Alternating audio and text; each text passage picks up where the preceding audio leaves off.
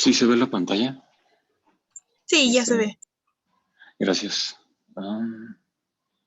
Bueno, y no se ve Zoom estorbando, ¿verdad? Ni nada de eso. Bueno, esta investigación se titula La transgresión de lo doméstico, el espacio doméstico y la educación en línea. Bueno, aquí creo que esto es, tal vez, debe ir primero. Las palabras clave son espacio, transgresión, grupo doméstico, educación en línea, jerarquía y familia. Y la noción de espacio que se utilizó para esta investigación fue de Simmel. Él dijo, el espacio es una actividad del alma, la manera que tienen los humanos de reunir en intuiciones unitarias los efectos sensoriales que en sí no poseen lazo alguno. Y luego cité a Nicolás Zarate, que es pues es un teórico supongo, pero ha estado hablando de la educación en línea en pandemia.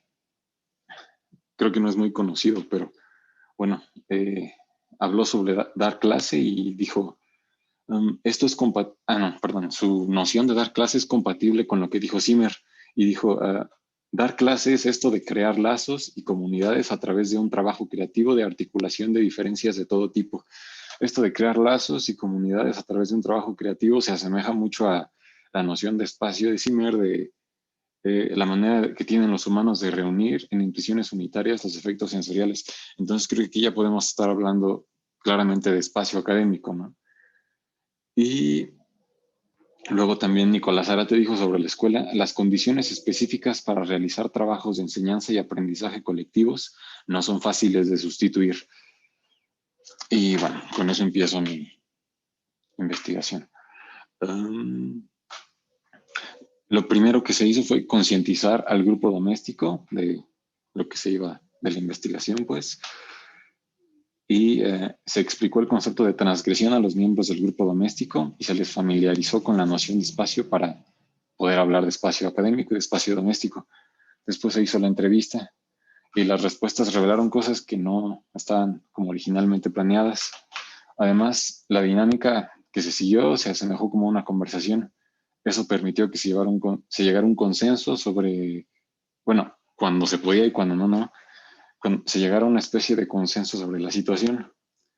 Y al final, bueno, en mi planeación yo quería observar cómo es que modificaba las dinámicas de poder en el grupo doméstico y se concluyó que no se vieron alteradas por la educación en línea, al menos no de una forma considerable, y se recurrió a el sentido práctico y a Etulain, que habla directamente de las jerarquías familiares para poder llegar a esta conclusión.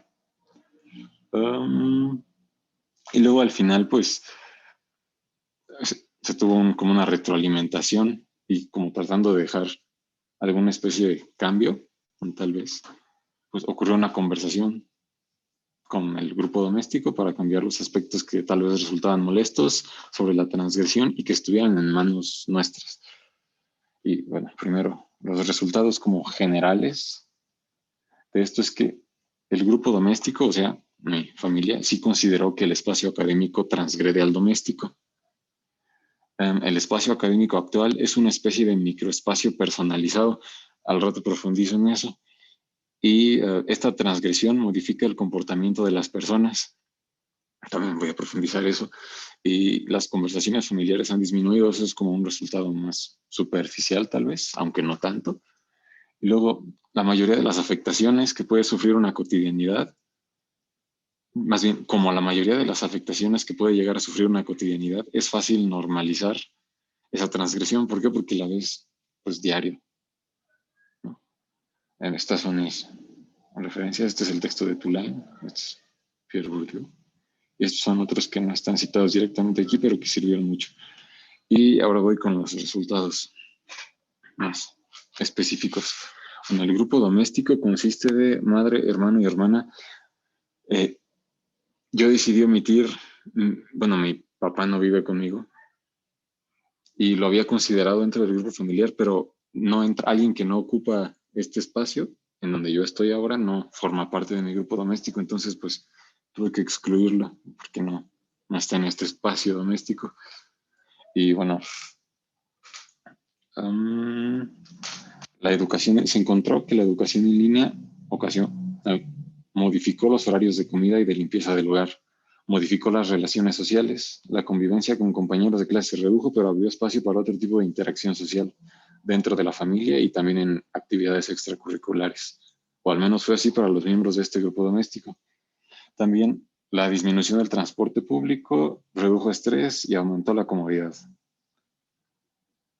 Se encontró que el espacio académico, o más bien la transgresión que hace el espacio académico, tiene cualidades limitadoras cuando transgrede al doméstico, en especial hacia los miembros del grupo doméstico que no cursan estudios en líneas.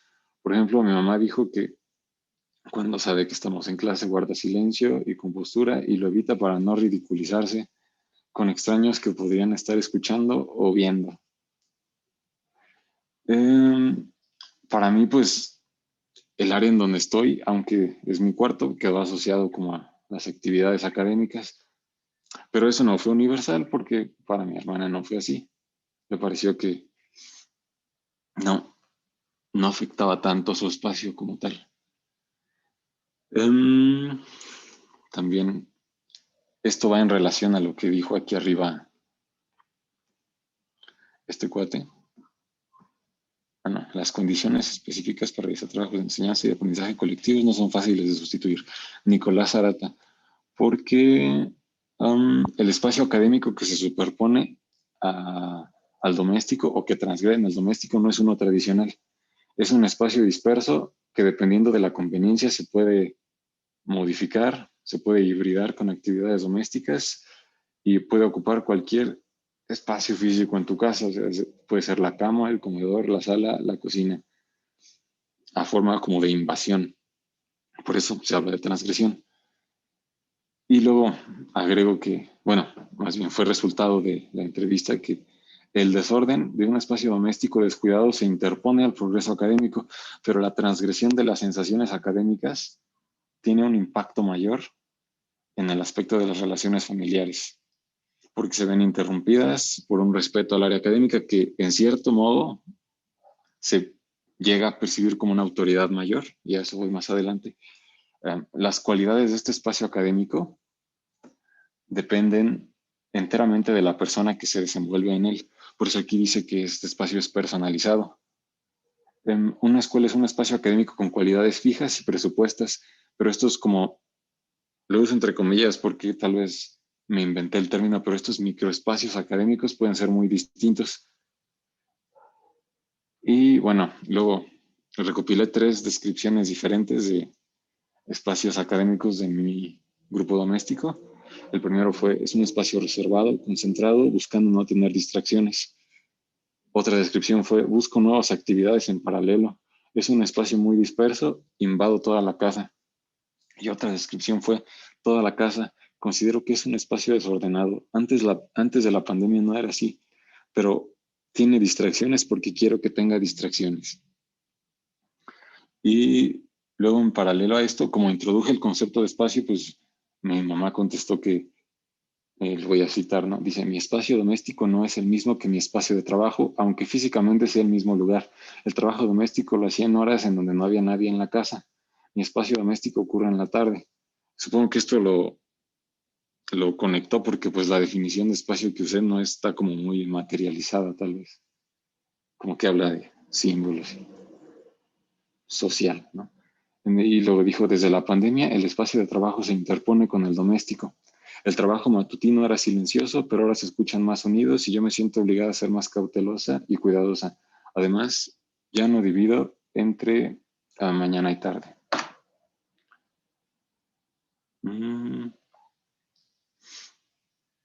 Y luego, bueno, de acuerdo a Izquieta Tulain, que es quien habla de las relaciones familiares, dice que subyace una actitud más amplia que la mera reciprocidad.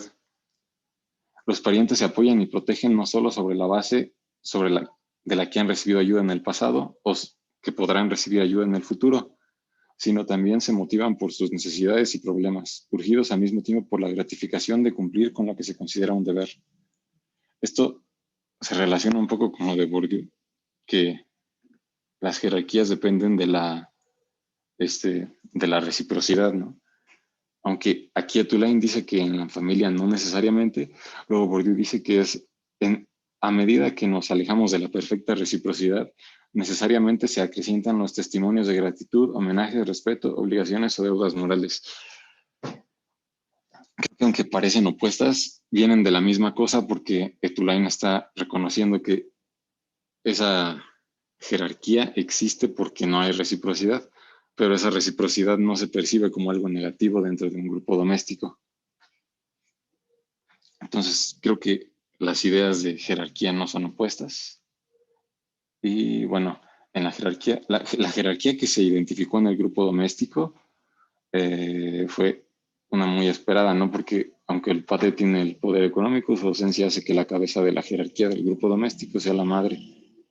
Y después el género y la edad hacen que yo sea quien siga, el hermano mayor y luego después el hermano menor. En la planeación de la investigación yo buscaba observar un cambio en las relaciones de poder a causa de la educación en línea, pero pues creo que fue muy, no sé, esperaba demasiado tal vez porque no encontré eso. Lo único que encontré es que la autoridad mayor pues ejerce de una forma menos perceptible cuando están las clases, porque es como si las clases, por venir de un medio institucionalizado, se percibieran como una identidad mayor. Y cuando se introdujo, bueno, algo importante es que cuando se introdujo el concepto de transgresión a los interlocutores, hubo un consenso general de que la palabra transgresión servía para describir el impacto que todo esto está teniendo en el espacio doméstico. Se consideró que las modificaciones del espacio doméstico son parcialmente voluntarias, aunque ignorarlas resultaría en problemas.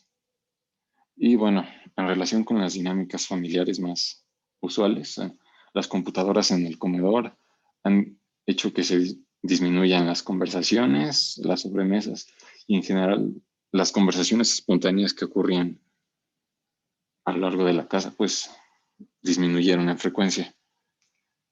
Miren, aquí está lo de Etulain.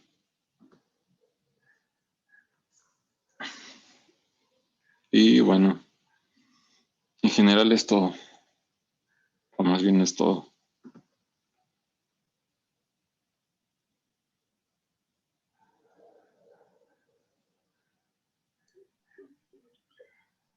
Muy bien, Jorge.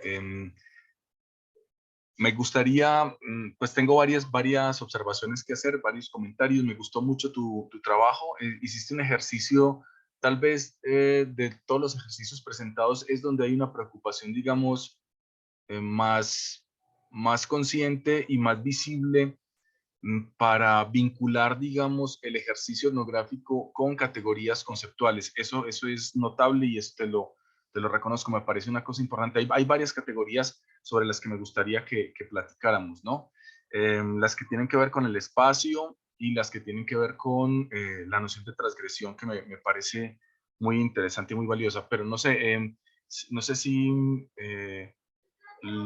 valdría la pena que empezáramos más bien por las observaciones de tus compañeras y compañeros y luego pues pasamos a cualquier comentario que haya al respecto, ¿no?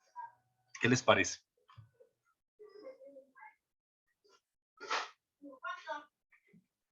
¿Alguien quiere preguntar, comentar o decir algo sobre lo que nos acaba de exponer Jorge?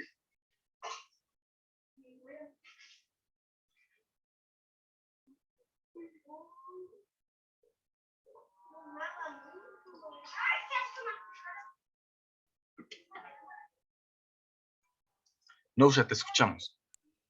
Sí, gracias.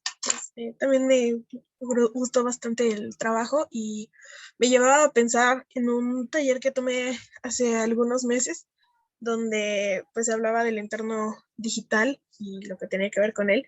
Y habían muchas personas dedicadas pues a la pedagogía que tenían justamente como esa duda de por qué de pronto, no sé, no querían prender sus grupos la cámara o participar o si habían como dificultades de fondo para la participación en línea y demás. Y justamente me parece muy importante que que abordes, Jorge, este tema, ¿no? Y que además lo hayas trabajado con tu familia, porque a lo mejor pudo haber sido meramente autoetnográfico, o sea, algo más tuyo, nada más, pero ya al darle como esta dimensión más extensa junto con la transformación de todo lo que pasa en el ámbito doméstico, pues sí da como, no sé, una perspectiva mucho más compleja de las cosas que pasan en esos puntos, ¿no?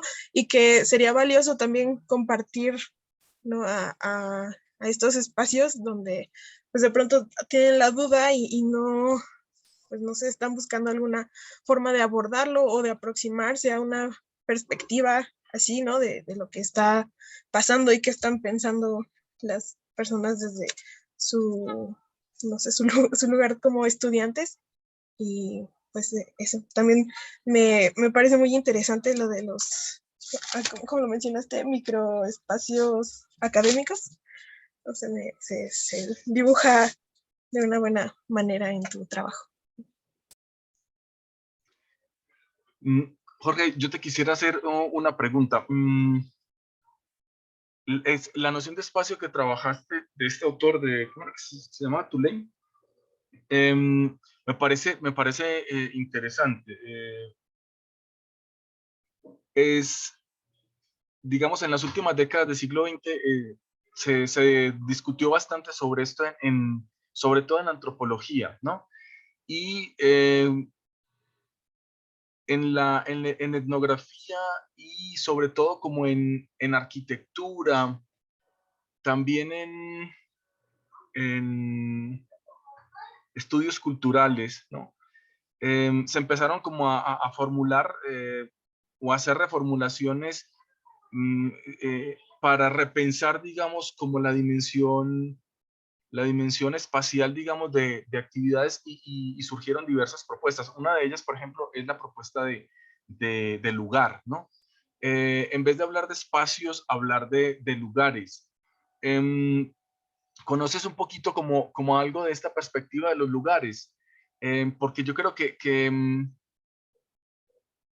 tiene, digamos, mucha similitud, mucho paralelismo y creo que te sería una noción muy interesante si estás, digamos, interesado en seguir trabajando en esta perspectiva, o sea, abordar la dinámica, digamos, la dimensión o la reflexión sobre lo espacial, no desde la noción de espacio, ¿no? Sino más bien desde la noción de lugar, ¿no? Esa noción de lugar aborda, digamos, como las coordenadas de las, digamos, tres dimensiones espaciales, pero le agrega dimensiones como dimensiones culturales o dimensiones sociales. Es decir, los lugares siempre son espacios vividos, siempre son espacios experienciados, siempre son espacios significativos, siempre son espacios disputados, siempre son espacios en tensión, ¿no? Entonces pone como en juego, digamos, aspectos muy interesantes de la ciencia social para enriquecer, digamos, las meras coordenadas X, Y, Z, digamos, de la configuración, digamos, de las acciones y de los desplazamientos de las personas, ¿no? Entonces, no sé, ¿conoces un poquito como de esto, de la noción de lugar y mm, como que consideras como potencialidades para el enfoque que le has querido dar como a tu trabajo? ¿O definitivamente piensas que te quedarías más bien con espacio como lo definiste a partir de este autor? Cuéntanos un poquito sobre esa reflexión de lo espacial en tu trabajo.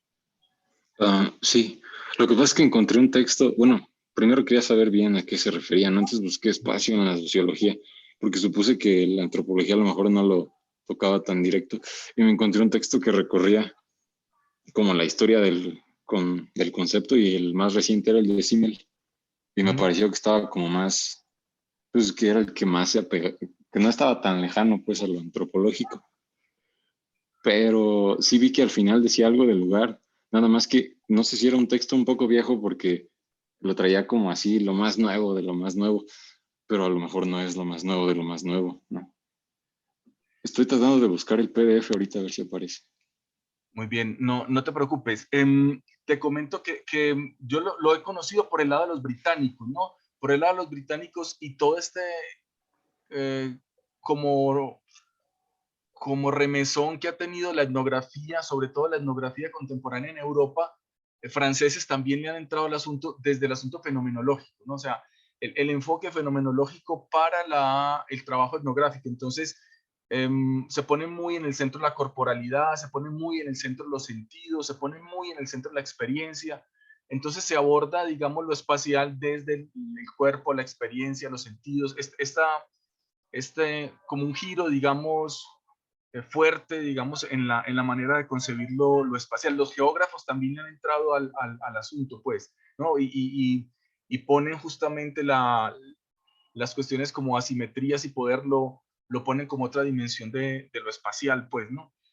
Entonces, pienso que puede ser una cuestión interesante. A lo mejor busco algo, creo que tengo un par de referencias. Estuve en un seminario de arqueología del paisaje con la doctora Yoko y arrancamos justamente con trabajos, por ejemplo, como el de un oriental que se llama Jifu Tuan. Tuan ha trabajado bastante desde la arquitectura, ¿no? Este giro, digamos, en la reflexión sobre lo espacial en el mundo contemporáneo. Hay algunos antropólogos también británicos desde la fenomenología, antropólogas británicas desde la fenomenología. Hay una recopilación etnográfica muy bonita sobre esto, sobre como esta reconsideración teórica de lo espacial. Y me llama mucho la atención, y ese es el segundo comentario que te quiero hacer, Jorge, porque el concepto de transgresión me parece muy importante y me parece muy valioso. Quisiera que nos dijeras un poco más de dos o tres cositas de dónde sacaste lo de transgresión, cómo se te ocurrió, te resultó operativo. Ya nos dijiste que a tus interlocutores les había, digamos, intuitivamente les había parecido como una herramienta importante para nombrar su experiencia, pero me gustaría que ahondáramos un poquito más sobre la noción de transgresión, que para mí, en el fondo, también es una noción espacial, ¿no? Es una noción espacial, la noción de transgresión, y se vincula, yo creo que tiene que ver con, yo lo había escuchado en los geógrafos, ¿no? En los geógrafos físicos que hablan de regresiones y transgresiones para hablar, digamos, de fronteras que se mueven y que son, digamos, desbordadas por procesos, ¿no? Transgresiones, por ejemplo, de los periodos de glaciación, regresiones, ¿no? Para hablar, digamos, de las líneas del mar, ¿no? Del mar transgrede y regresa, ¿no? Esa fluctuación de los niveles del mar ha sido nombrada por los geógrafos con esa categoría y me llama mucho la atención que lo utilizara, me gustó mucho, o sea, intuitivamente me coincido con tus interlocutores, pero me gustaría que ahondáramos un poquito y que platicáramos algo sobre esa noción, sobre cómo surgió y que nos hablaras un poquito ya de tu experiencia, de si es útil, se le puede sacar más, no sé, que nos digas, nos comentes un poquito tus observaciones al respecto.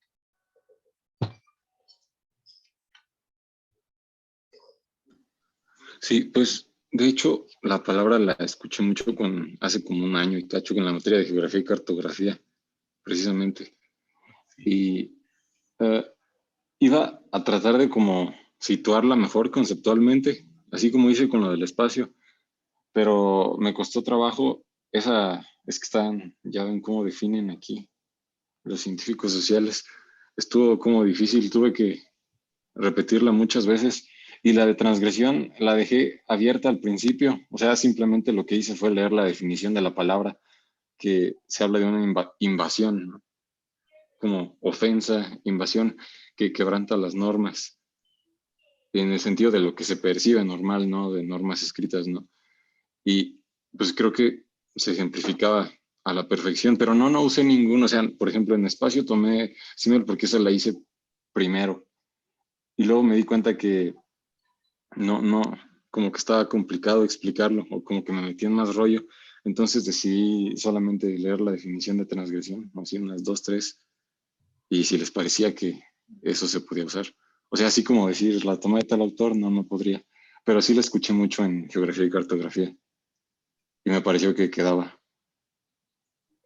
Pues muy bien, te felicito por eso. O sea, eso es creación de teoría, ¿no? Eso es creación de teoría, y la creación de teoría tiene que ver con esa intuición, ¿no?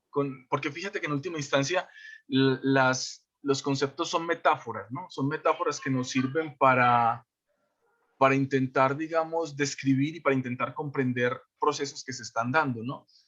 Y no es casual que en tu caso, para ti y para tus interlocutores y para personas externas como yo, por ejemplo, ¿no? Y estoy seguro que para algunas compañeras y compañeros también, ¿no? Percibimos, digamos, como la potencia de la metáfora. Es una metáfora que efectivamente nos muestra cómo se violenta, digamos, un límite, se sobrepasa ese límite, se desborda con unos determinados efectos, ¿no? Creo que eso fue una intuición muy bonita y que salió muy bien, ¿no? Eso valdría la pena seguirlo trabajando. ¿Cuál es tu temática de investigación, Jorge? ¿Qué te interesa o por qué lado vas como en tu... Uy, en la no sé licenciatura? todavía. Chance y voy a lingüística, pero de repente como que me quiero ir a social, no sé. Ok, muy O sea, bien. tengo como un mes para decidir, ¿no? Pero No te preocupes, la vida, mano. O sea, no, está... en un mes tomas una decisión, pero luego, pues, nada impide que las búsquedas fundamentales aparezcan, ¿no? Pues, Jorge, no sé si alguien más quiere hacer algún comentario, observación, sugerencia al trabajo del compañero.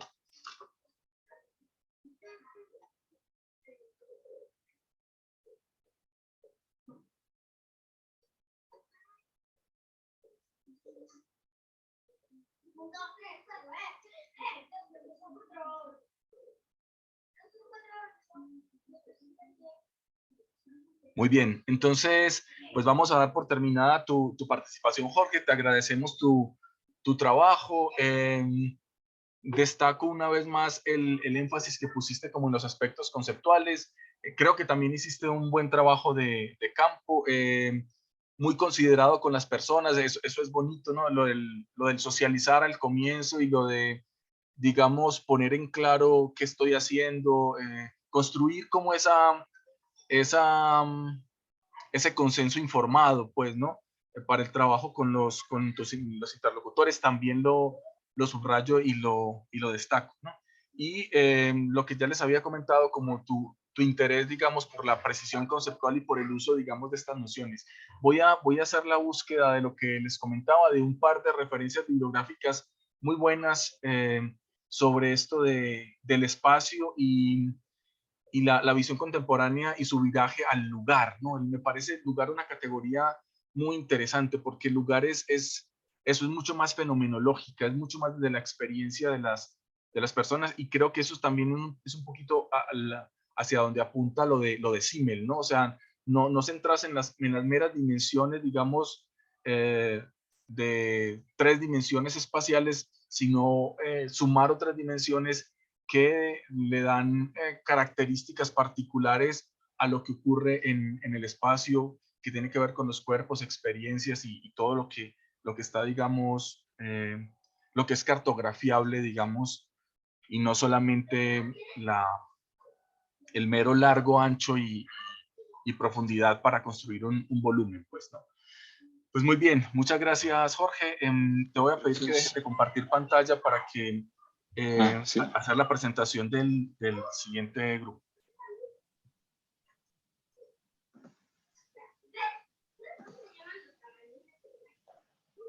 creo que ya. O todavía se ve. Todavía se ve. Ah, Algo pasa.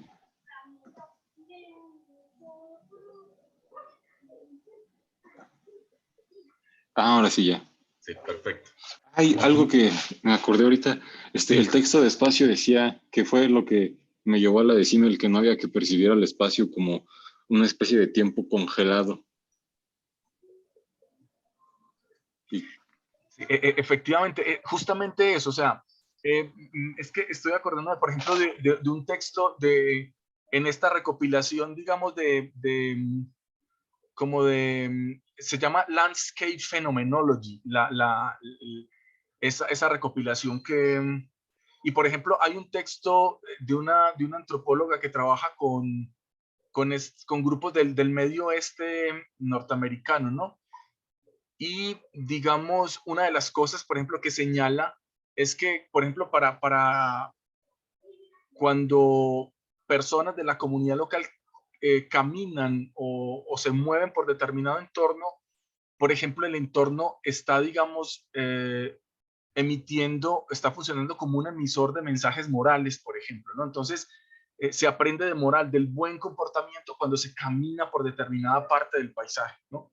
O sea, determinada parte del mensaje tiene una interacción moral, o sea, lo que está bien hecho y lo que está mal hecho con las personas, ¿no? Y a nosotros también nos pasa, lo que pasa es que no lo reflexionamos mucho, ¿no? Pero por ejemplo, hay cosas que sentimos que están fuera de lugar, por ejemplo, no sé, y que son actos, por ejemplo, románticos o lujuriosos en un cementerio, por ejemplo, ¿no? En un cementerio o en una iglesia, ¿no? Justamente ahí se transgrede, por ejemplo, la moralidad de un espacio que interactúa con las personas, o sea, que no está, digamos, que el espacio está funcionando como un agente, ¿sí? O sea, el espacio, en este caso, los lugares, ¿no? Los lugares no son escenarios pasivos para el desarrollo de las acciones humanas, sino que los espacios, los lugares tienen agencia, ¿sí? Tienen injerencia, no son sí, como el escenario pasivo donde se representa el drama social, ¿no? Son parte integrante del drama social, son un actor más dentro del drama social, ¿no?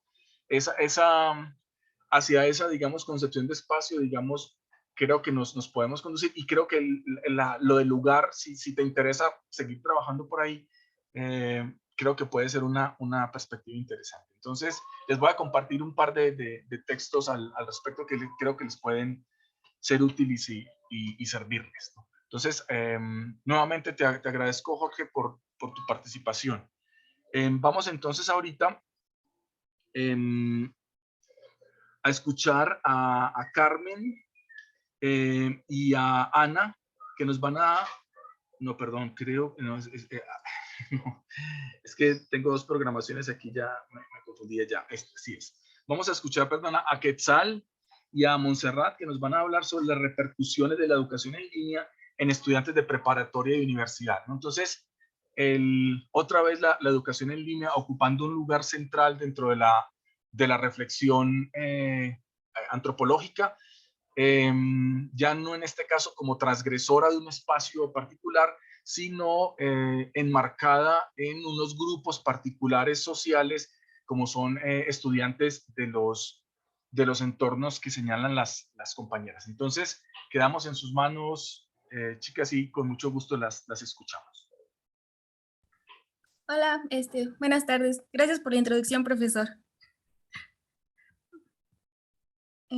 ¿Pueden ver mi pantalla? Sí. Gracias. Bueno, buenas tardes, compañeros y profesores. Mi compañera Montserrat y yo les vamos a exponer el tema de las repercusiones de la modalidad en línea en el entorno sociocultural de los estudiantes que cursan la educación preparatoria y universidad. Nuestra pregunta de investigación fue cuáles fueron los procesos de adaptación a los espacios educativos en línea y sus repercusiones en el entorno sociocultural de los alumnos. Y bueno, el principal interés de esta investigación es comprender cómo los lugares digitales cambiaron la manera en la que los estudiantes o estudiantas y maestros o maestres se relacionan dentro de estos y conocer cuáles fueron los procesos de adaptación a estos espacios que ofrece la modalidad en línea. Bueno, escogimos este tema porque se nos hace importante conocer los sentires de los estudiantes o estudiantas, maestros y maestres y padres de familia ante la virtualidad. Además, habíamos escuchado muchas opiniones de nuestros compañeros, amigos, amigues de clase en donde todos coincidían en que la modalidad en línea era un poco más pesada ya que se les sobrecargaba de trabajo o no prestaban atención. También es importante destacar que por el encierro debido a la pandemia les trajo inestabilidad emocional y esto también pues afectaba a sus clases en línea.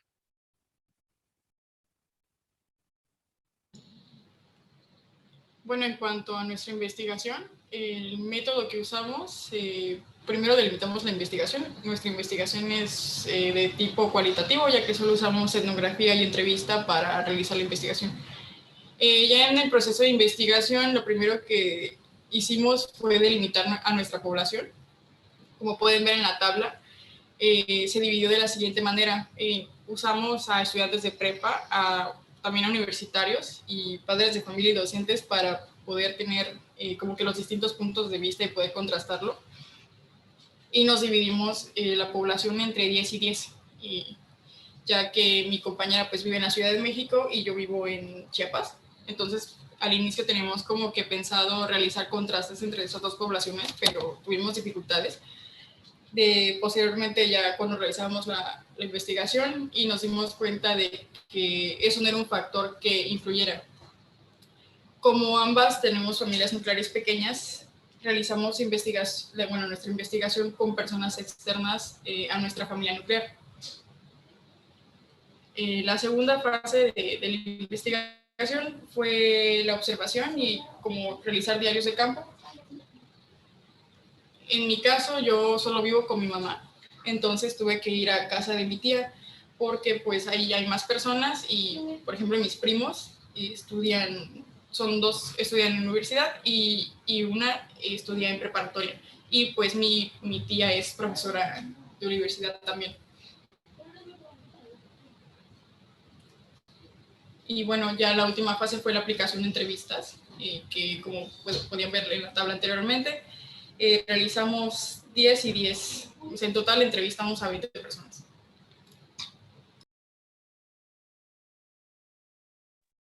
Bueno, también quisimos añadir como un punch a nuestra investigación y fue como encontrar similitudes y diferencias entre estudiantes de Chiapas, que es donde vive mi compañera Monse, y estudiantes de la Ciudad de México, que es donde vivo yo. Y en las observaciones encontramos factores económicos, académicos y psicosociales. En económicos podemos destacar que algunos de los estudiantes no tenían como los recursos necesarios para poder pagar el internet o no tenían una computadora. Y también se destacó que algunos estudiantes trabajaban y también esto les impedía pues asistir a sus clases en línea. Y en académicos todos coincidieron en que casi no estaban aprendiendo nada debido a que pues estaban dentro de su casa y pues se distraían a cada rato haciendo cualquier otra cosa, ya sea estaban comiendo, haciendo labores domésticos, o estaban viendo la televisión, o estaban haciendo alguna otra cosa. Y en psicosociales dicen que esto afectó un poco a los vínculos que tenían dentro del hogar con sus familiares, ya que como pues estamos en crisis de pandemia, pues casi todos están dentro del hogar y esto dificultaba la comunicación también y aparte había situaciones en donde alguno no cumplía con su rol o función y esto también era complicado para la comunicación y para las relaciones que tenían con sus familiares. Y en el espacio también resultó algo difícil, ya que algunos no contaban con un espacio propio, ya sea lo compartían con sus hermanos o sus primos, y pues esto les impedía prestar atención o también era complicado tomar clases dentro, bueno, en la sala, ya que como sabemos la sala es como un punto de reunión dentro del hogar doméstico y pues aquí se encuentran todos los familiares y pues por lo tanto hay como mucho ruido y pues igual esto les impedía poner atención y participar en clase. En roles y funciones destacamos que algunos no trabajaban y como no trabajaban pues tenían que ayudar a los labores domésticos. Había un caso en donde uno cuidaba a su hermanita y ayudaba a los labores domésticos junto con su mamá, ya sea ir al mercado o cocinar.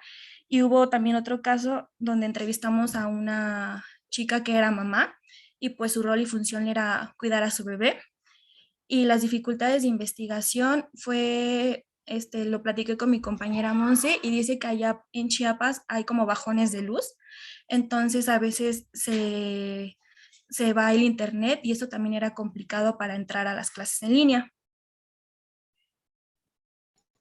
Y bueno, respondiendo un poco a la primera parte de nuestra pregunta de investigación, que era cuáles fueron los procesos de adaptación a estos entornos digitales, nos dimos cuenta que pues dependían de estos factores que pueden ver en la infografía.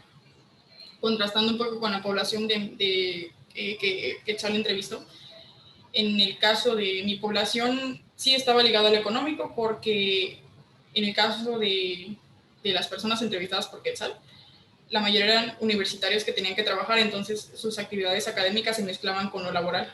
Y acá en mi población no, porque las personas de preparatoria que yo entrevisté eran de escuela privada, entonces la mayoría pues no tenía que trabajar y contaba con los recursos necesarios para poder tomar sus clases. Buen internet, un espacio propio para tomar clases y pues también dispositivos. En cuanto al académico, sí fue un proceso de adaptación un poco difícil, porque tanto como maestros y alumnos no estaban acostumbrados a usar ese tipo de plataformas y nadie tuvo como una capacitación como para poder ejercer clases de una manera que se les facilitara, pues. También dependía, por ejemplo, de que algunos maestros, en el caso del chico que entrevistó Quetzal, que estaba en el CONALEP, él no recibía clases en línea como tal. Lo único que tenía era tareas que entregar y pues él consideraba que no estaba teniendo un aprendizaje igual al que tenía de manera presencial. Y también otros alumnos de preparatoria comentaban que los maestros no tienen dinámicas de clase que sean interesantes, por lo cual las clases se vuelven aburridas, o ellos simplemente prefieren hacer otras actividades y no prestar atención a la clase. Eso afecta un poco la dinámica porque o apagan sus cámaras y se ponen a hacer otras cosas y no prestan atención, por lo cual coinciden en que no tienen un aprendizaje bueno. En cuanto a lo psicosocial, puedo decir que varias personas también coincidieron en que desarrollaron problemas como depresión o ansiedad porque no salían de sus casas. También coincidían que requerían socialización para aprender, porque estando en casa, estando ellos solos, tendían a distraerse más que estando en un salón de clases donde el maestro está observando si prestan atención o no. Y también habían personas que se sentían más a gusto tomando clases en línea porque no disfrutan de convivir con personas. Entonces, el estar en su casa tomando clases se les facilita más. O por otro lado, están las personas que no quieren estar en sus casas por los problemas que tienen ahí. En cuanto a roles y funciones, puedo destacar que en el caso de la familia que yo observé, que fue la familia de mi tía, ellos distribuyen sus actividades según su rol dentro de la casa. En el caso de mi tía, que es la cabeza de la casa, ella cuenta con un espacio propio donde da sus clases y no tiene interrupciones más que laborales. Sus hijos no pueden venir a interrumpir porque ellos ya saben que ella está dando clases. En el caso de mis otros primos, que son los de universidad, ellos tienen más obligaciones. Entonces, esas actividades sí interrumpen con su horario de clase. Entonces, como que prefieren hacer esas responsabilidades que tienen además de sus clases y como que sí interrumpe con ese tiempo que ellos destinan para tanto hacer tareas como tomar clases. Y en el caso de mi prima de preparatoria, ella que tiene menos responsabilidades, sí toma sus clases en un horario completo, lo toma en la sala. Sí tiene interrupciones, pero son debido al lugar donde está, ¿no? Que como la sala es un lugar donde hay mucho movimiento, pues sí tiene una interrupción de ruido o de que no puede participar porque están hablando y así. Y en cuanto a dificultades de investigación, lo primero que puedo mencionar es que como que se cambió un poco el enfoque de la investigación, porque al inicio pensábamos que un factor iba a ser la distinción entre Chiapas y Ciudad de México, pero nos dimos cuenta que hay un montón de similitudes y no diferencias. El segundo fue que las entrevistas no las completamos algunas porque las actividades de las personas coincidían con las de nosotras o simplemente no tenían tiempo.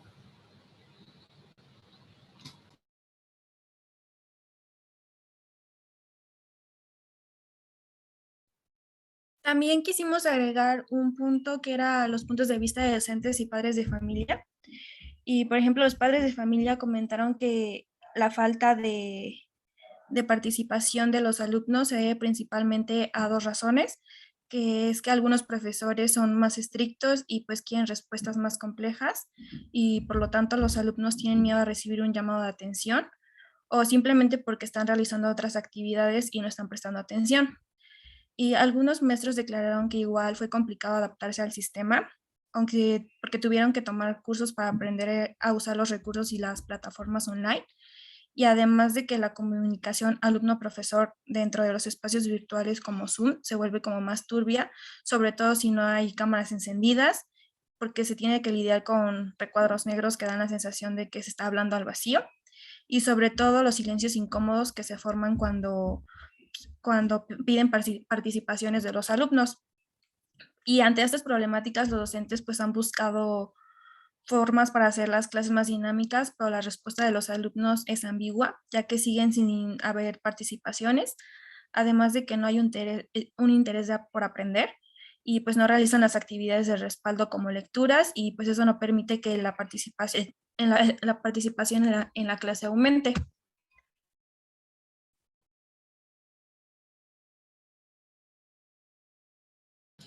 También en el contraste del punto de vista entre padres de familia y maestros, algo que yo noté es que, por ejemplo, los alumnos de universidad, los maestros de esas personas no tienen contacto con los papás. En cambio, en las personas de prepa sí. En el caso de mi prima, si ella falta o no entrega tareas, los maestros se comunican con mi tía. Entonces mi tía como que está más al pendiente de que ella tome clases. Como está en la sala, se acerca a observarla y le pregunta, ¿estás poniendo atención o participa o ese tipo de cosas? En cambio, con los estudiantes de universidad, pues es como que ya decisión de cada persona si quiere o no tomar clases. Y bueno, como respuesta a nuestra pregunta de investigación, concluimos que no hay un solo proceso de adaptación porque pues estos dependen del contexto y de varios factores. Además de que hay personas que se acoplan más a este medio digital y otras que no, que requieren de clases presenciales.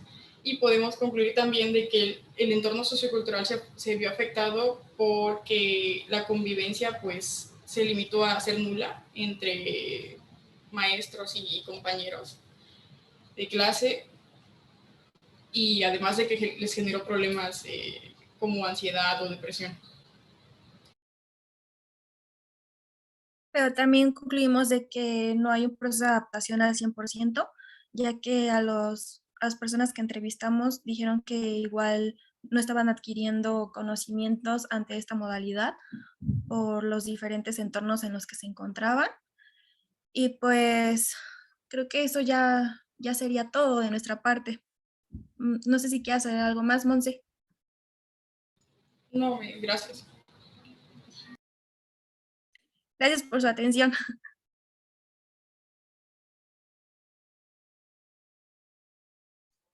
Muy bien. Otra vez las compañeras hicieron 15 minutos exactos, o sea, cuando dijeron ya nomás fueron los 15 minutos, me sorprende mucho. O sea, parecen con genética, no sé, británica o por allá suiza, una cosa así impresionante, ¿no? Pues muy bien, las felicito. Hicieron un trabajo muy bonito, metodológicamente muy claro, ¿no? Me gustó cómo presentaron, cómo construyeron la muestra y cómo construyeron la presentación de la muestra, ¿no? Los diferentes, un lugar y otro lugar, con el objetivo de contrastar, eso me parece muy bien. Que no hayan encontrado contrastes no significa, digamos, que no haya sido un ejercicio notable. O sea, precisamente el derribar, digamos, salir de esa conjetura de la que habían partido y encontrar que habían más cosas en común que diferencias, es un avance muy notable. O sea, eso es lo que hacemos los científicos sociales en última instancia, ¿no? O sea, luchar contra nuestros prejuicios y derrumbarlos. Y una buena investigación es la que logra eso, o sea, es la que logra justamente hacernos caer en cuenta que estamos presuponiendo cosas y que nos estamos proyectando, digamos, sobre una realidad que tiene, digamos, su propia dinámica. Entonces, las felicito por eso. Me gustó mucho, les digo, cómo construyeron el conjunto de interlocutores, para no llamarlo muestra, pues para que no quede como tan frío, ¿no? El conjunto de interlocutores es muy diverso y es inteligentemente diverso, o sea, universitarios, no universitarios, padres de familia, profesores, estudiantes. Esa composición es notable y les reconozco mucho. O sea, metodológicamente es notable, y es muy clara y es muy coherente con la propuesta de investigación. Solo hay una cosa que me llama la atención, ¿no? Y voy a ser malévolo con ustedes. Hay muchas maneras de nombrar la interacción entre un entorno estructural o estructurado o estructurante, mejor, para ser más coherente, por ejemplo, con la propuesta de Bourdieu. Hay muchas maneras de nombrar la relación entre un entorno estructurante y las personas, ¿no?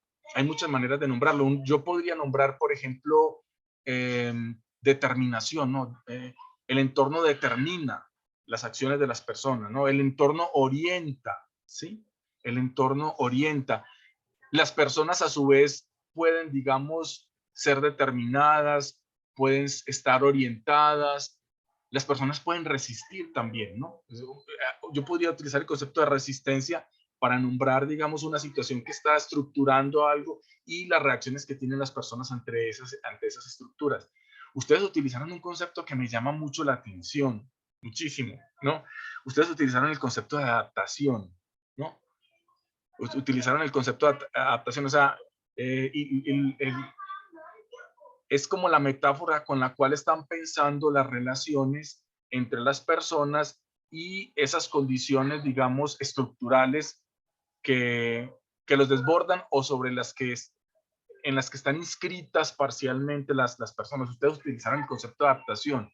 La pregunta es, ¿por qué? O sea, si hay tantas maneras de nombrar esas formas de relacionarnos con un entorno social que direcciona nuestras actividades, nuestras prácticas, que influye o pesa sobre ellas, ¿por qué utilizaron la noción de adaptación? Es una pregunta.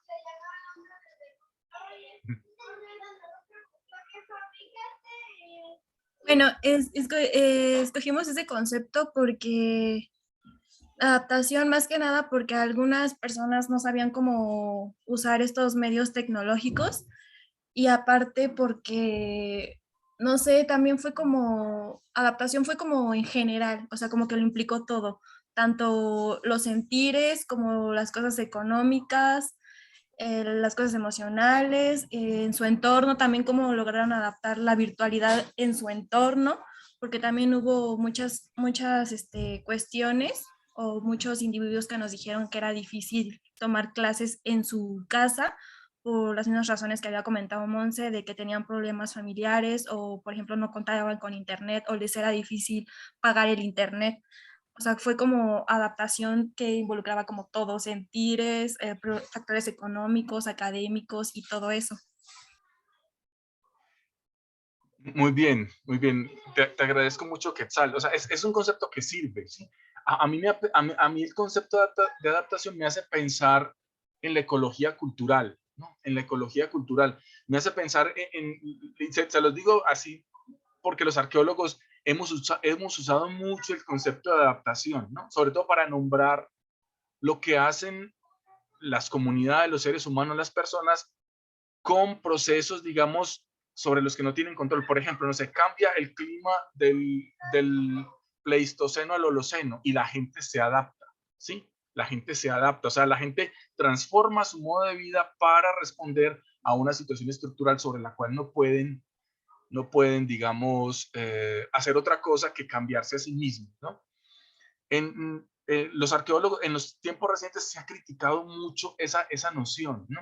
Porque efectivamente sí hay cosas que nosotros hacemos y que cambiamos, ¿no? Pero hacemos muchas más cosas que eso. Hacemos, por ejemplo, para colocar un ejemplo arqueológico, ¿no? O sea, por ejemplo, los grupos de... Una cosa es, como cambia el clima, entonces tenemos que cambiar de actividades, económicamente ya no podemos cazar lo mismo, ¿no?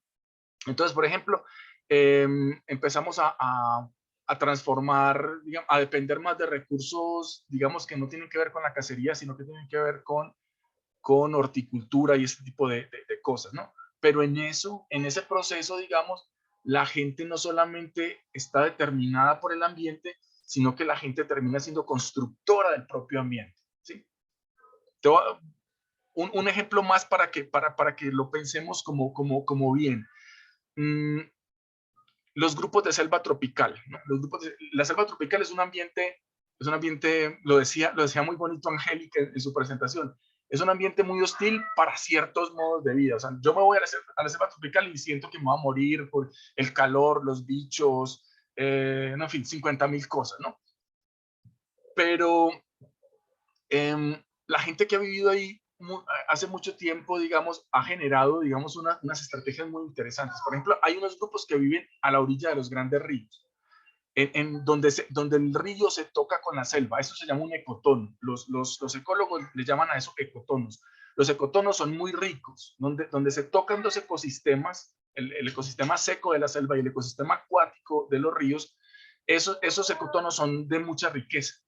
Y entonces ubicarse a la orilla de los grandes ríos es una ubicación estratégica porque hay abundancia de recursos, ¿sí?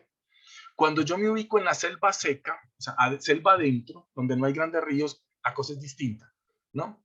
Y es un entorno difícil, es un entorno difícil. Por ejemplo, hay grupos cazadores-recolectores en la selva que se han especializado en eso, ¿no?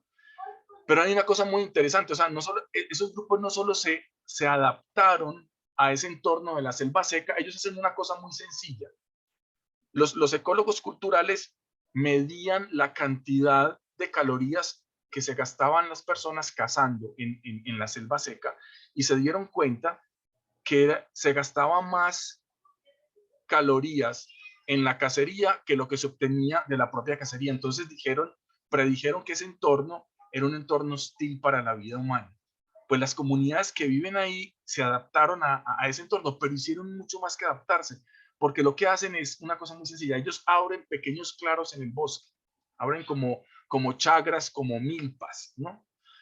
Muchas veces no cultivan muchas cosas, pero más bien son selectivos con las cosas que cortan, es decir, no cortan todo, cortan algunas cosas sí y otras cosas no. Entonces van generando primero cambian la sucesión vegetal, entonces crecen plantas nuevas, ¿no? Esas plantas que crecen nuevas tienen unas características muy particulares, muchas tienen raíces como tubérculos y esas cosas que atraen a la fauna, ¿sí? Tampoco cortan todas las cosas, por ejemplo, no cortan las palmas, ¿no? Las palmas las dejan y hay unas palmas con frutos, entonces van generando una distribución desigual de la vegetación en la selva seca.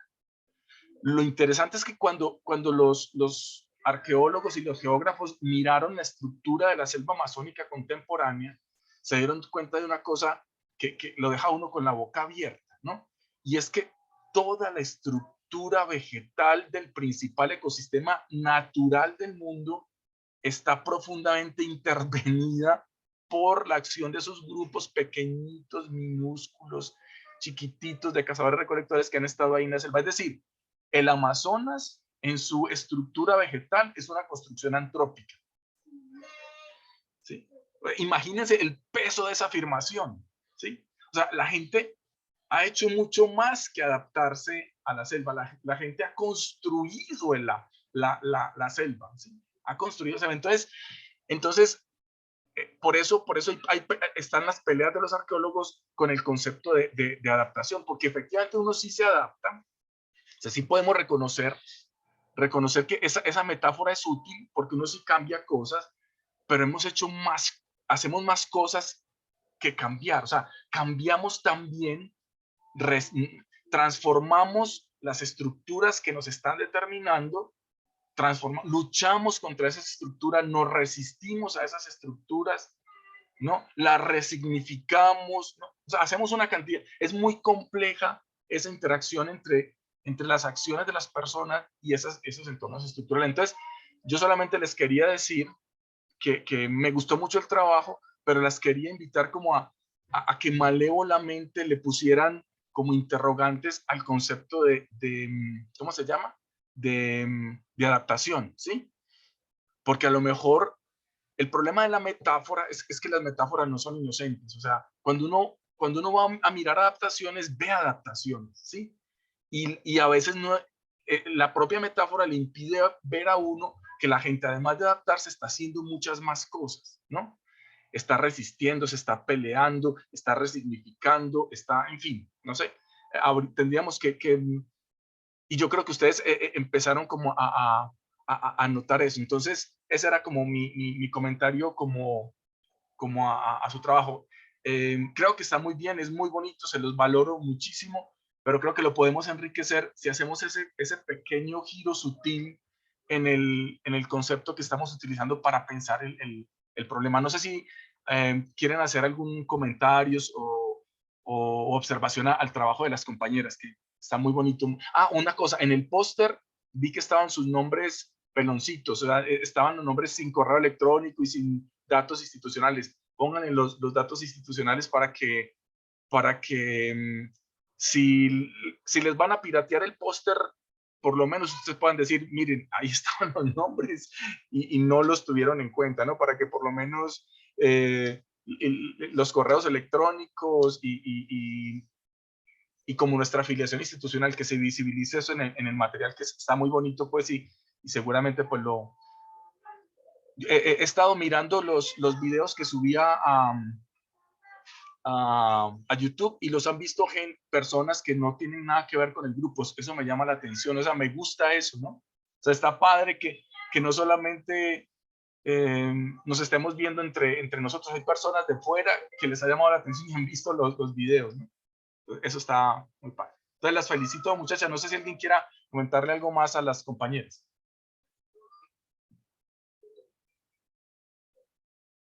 No, usted te escuchamos. Sí, pues es que hacer 20 entrevistas y después el manejo de esa información tampoco es cosa sencilla, ¿no? Y toda la sistematización y el análisis y el trabajo que hay ahí y estructurarlo de la manera en la que lo hicieron, la verdad creo que fue muy buena y les felicito por eso. Muy bien. Felicitaciones, muchachas. Vamos a pasar al siguiente trabajo de investigación. Profesor, ¿puedo hacer un comentario antes? Claro que sí, Sandra, por supuesto. Me llamo Monse, solo que como estoy en otra computadora. Perdón. Sí. Entraste con la cuenta de tu mamá, me imagino. Sí, de mi tía. Ok, va. Creo que se entendió un poquito mal. No solo somos entrevistas. Como le comenté, pues yo solo vivo con mi mamá, entonces me quedé en casa de mi tía durante 2 semanas para como monitorear las actividades de todos. Entonces no solo fue como que las entrevistas. Sí. Y ya solo... Muy bien, sí. Creo que no. Comentaste que era etnografía y te refieres, cuando dice etnografía y las entrevistas, etnografía te refieres a eso, pues, ¿no? O sea, es ir y poner la casa de campaña justamente en la casa de tu tía, ¿no? Sí, más o menos. Muy bien, ¿no? Muy buen trabajo, ¿no? En esa parte como ejercicio metodológico es impecable, pues, ¿no? Las felicito por eso. Les digo, me da muchísimo gusto la finura con la que escogieron, digamos, sus interlocutores. Eso habla, digamos, de una conciencia muy clara de la pregunta de investigación y, digamos, de un proceder sistemático en función de esa pregunta de investigación. Entonces, las felicito por eso. Está muy bien, ¿no?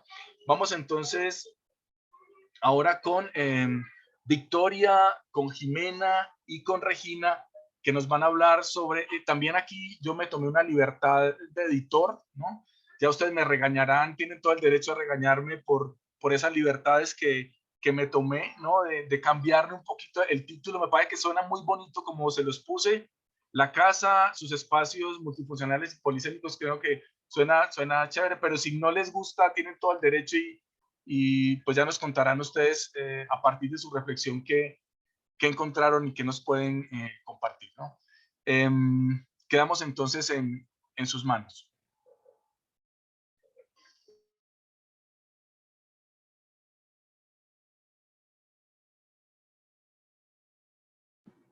Ok, yo voy a compartir pantalla. Un segundo.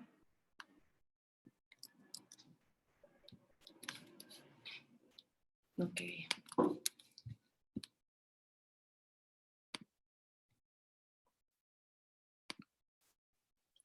¿Me confirman si se puede? Esto no es.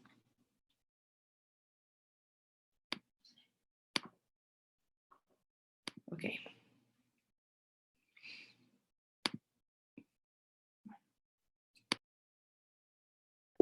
Bueno, hola, buenas tardes. Nosotras somos Regina, Victoria y yo, Jimena, y les vamos a presentar los resultados de nuestra investigación que se titula La casa, sus espacios multiprácticos, si lo cambiamos, y polisémicos. La siguiente.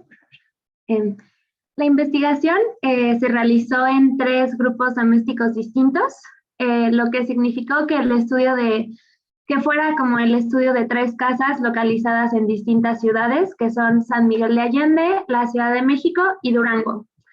Acá en esta diapositiva pueden ver los integrantes de cada grupo doméstico acorde con la casa y la ciudad.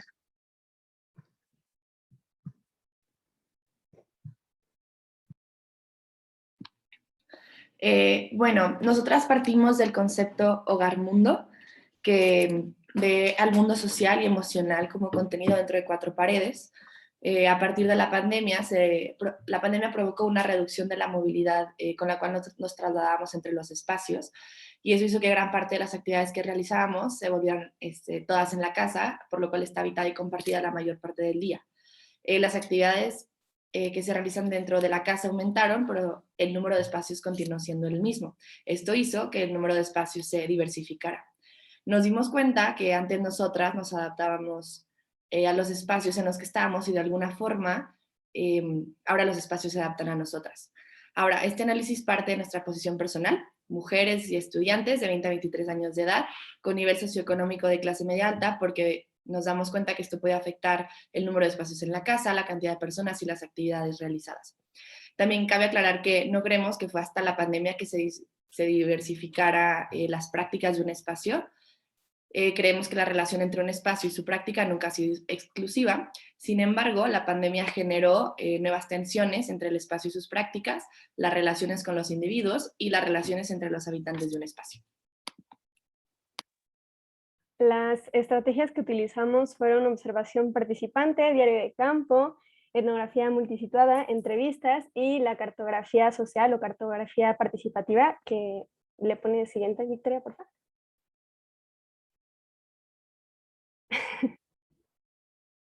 Le cambias. Que en esta les pusimos tres cartografías participativas en donde les pedimos a nuestros integrantes familiares que pusieran tanto un color como un sentimiento y un objeto o un símbolo que relacionaran con cada espacio de la casa, y eso nos ayudó a sacar luego más conclusiones interesantes. Y también vimos que justo una cartografía participativa era reflejaba gráficamente el cosmos y la forma en la que cada participante percibía la vivienda, ¿no?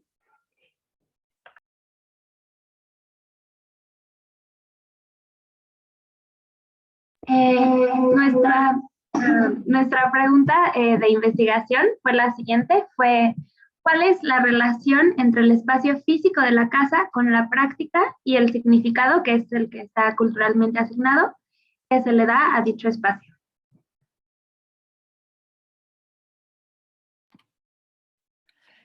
Bueno, entonces el primer objetivo fue identificar la relación entre el espacio físico de la casa con la práctica y el significado, que es el culturalmente determinado, que será dicho espacio. Entonces aquí tenemos 3 ejemplos. En la casa de San Miguel de Allende, el solario, cuyo significado es tomar el sol, se utiliza en la práctica para comer, ver la televisión, coser, estudiar, platicar, hacer videollamadas. Esas pueden ser simultáneas o no. Segundo, en la casa de Durango, el baño, cuyo significado es pues, el higiene personal. Este espacio se utiliza, en este caso sobre todo por mi hermana, ahí canta, baila, habla sola, ve videos y utiliza ese espacio por más de 6 horas diarias. Y por último, en la casa de Ciudad de México, el comedor, cuyo significado es comer, se utiliza en la práctica para trabajar, para estudiar y tomar clases en línea. Y el segundo objetivo general que tuvimos fue describir, comprender y comparar el carácter polisémico de los espacios de 3 hogares distintos. Aquí ya estamos utilizando un espacio en específico de las 3 casas, que es la cocina, en donde el significado tradicional es cocinar, pero podemos ver cómo se diversifica en los distintos lugares y que se diversifica en distintos niveles y de distintas formas.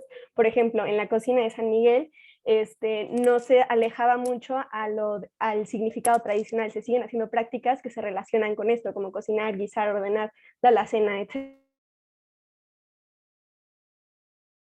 De la Ciudad de México sí se hacen actividades adicionales, distintas, incluso provocadas por la pandemia, como hacer videollamadas o hacer juntas en línea, y también se hacen actividades que no son tan relacionadas con el significado tradicional de la cocina, como lo es escuchar música o tender la ropa.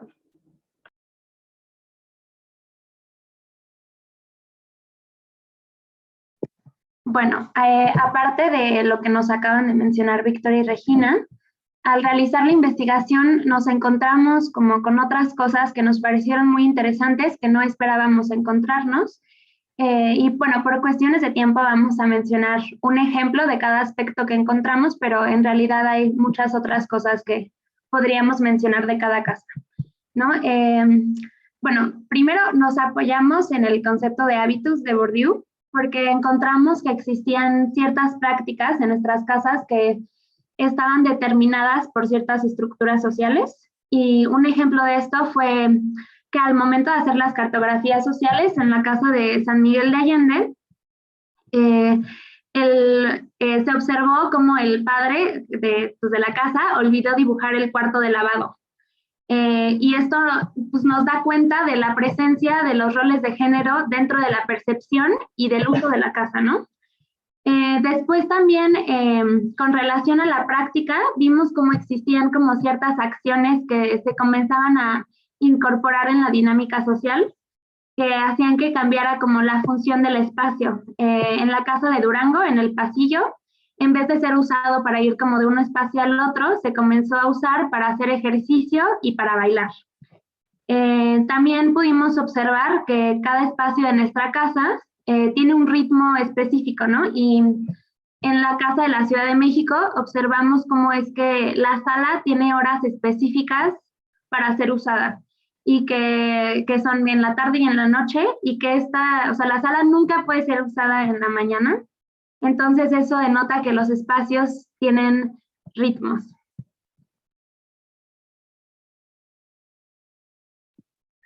Bueno, y entonces, seguimos con los conceptos. Empezamos con lugares de habitación, que son espacios experienciados, culturalmente construidos.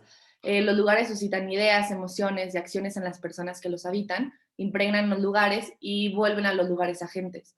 Entonces, por ejemplo, tenemos un ejemplo muy interesante como en la casa de Durango, la cocina se describió por toda la familia como orgullo, familia, felicidad, desestrés, convivencia y placer. Todos sus sentimientos se describieron excepto por mi papá, que habló de este espacio como un espacio triste, de soledad, de poca interacción y convivencia, ya que sus horarios no coinciden con los nuestros y también pues por varios problemas familiares. Ahora, el segundo concepto es el uso de espacio. A partir de este concepto es posible identificar diversos usos asociados a un mismo espacio en diferentes momentos de los ciclos asociados a la vida doméstica, como se puede ver en la recámara de la Ciudad de México. Para unas personas este espacio está destinado a dormir, a platicar, y para otras para recoger y ordenar. Ahora, con el concepto de diferenciación social, esto ocurre en todo grupo doméstico, en donde se da lugar a procesos de construcción y transformación de las diferencias sociales. Como se puede ver en las interacciones a la hora de la comida en la casa de San Miguel de Allende, según los temas de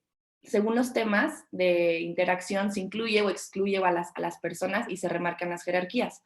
Entre los padres se habla con un lenguaje médico, entre padres e hijas se habla de temas urgentes o familiares, y cuando en las conversaciones participa la empleada doméstica, la conversación es anecdótica, se habla de experiencias y opiniones.